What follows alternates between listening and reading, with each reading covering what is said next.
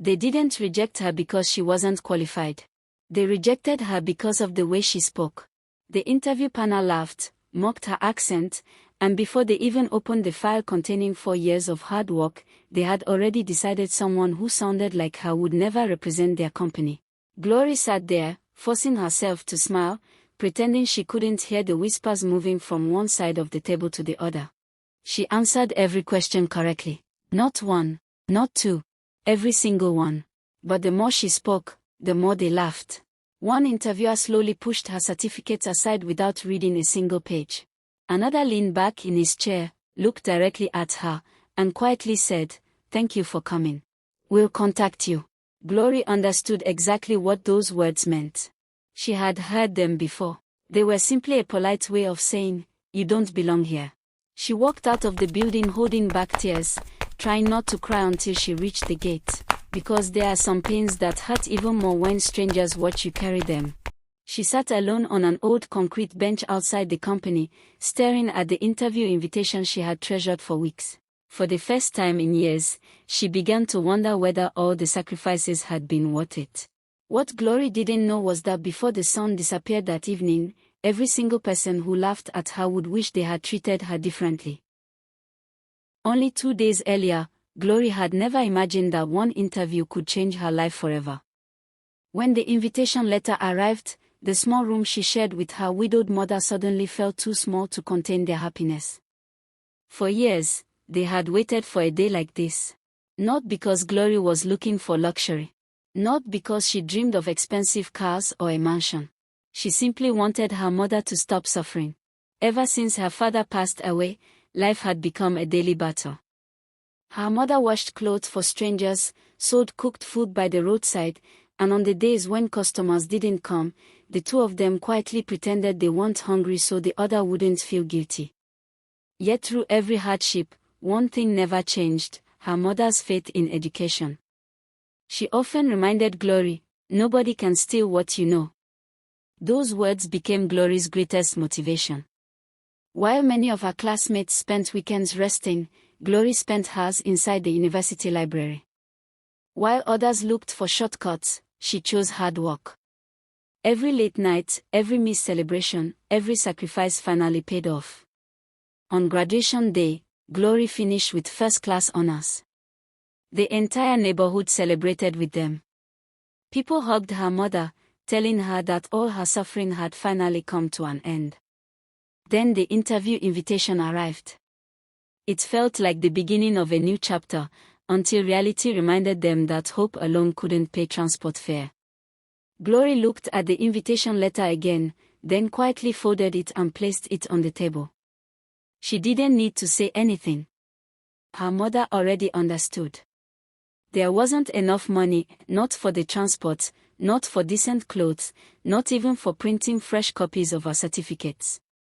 That night, while Glory slept, her mother quietly left the house.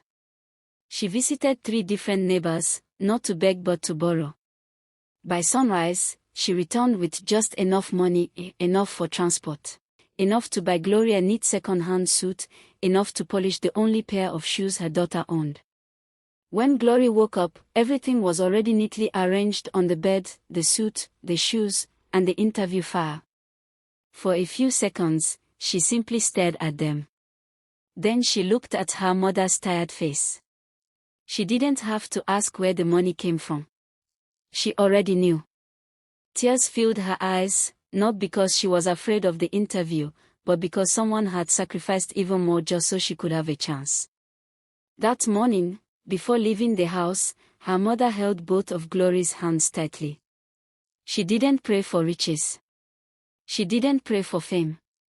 She simply asked God to let people judge her daughter by her ability and not by where she came from. Glory smiled confidently, hugged her mother, and whispered, "I'll make you proud." With that, she stepped out of the compound holding nothing except a small file and the hopes of the only person who had never stopped believing in her. She had no idea that before the day was over, those hopes would be shattered inside a single interview room. The company building was even more beautiful than Glory had imagined. The polished marble floors reflected the morning sunlight. Employees walked confidently through the reception, each one looking like they belonged there. Glory quietly adjusted the sleeves of her suit, took a deep breath, and reminded herself why she had come, not for herself, but for her mother. A few minutes later, her name was called. She stood up, smiled politely, and walked into the interview room. 5 people sat behind a long table. They greeted her warmly. For a brief moment, Glory relaxed. Maybe today really would change her life. The first question came. She answered confidently. The second followed. Again, her answer was correct. One interviewer even nodded slightly, clearly impressed. Then came another question. Glory answered, this time her village accent became a little more noticeable. One interviewer looked at another. A smile appeared. Another covered his mouth, trying not to laugh. Glory noticed, but she pretended not to.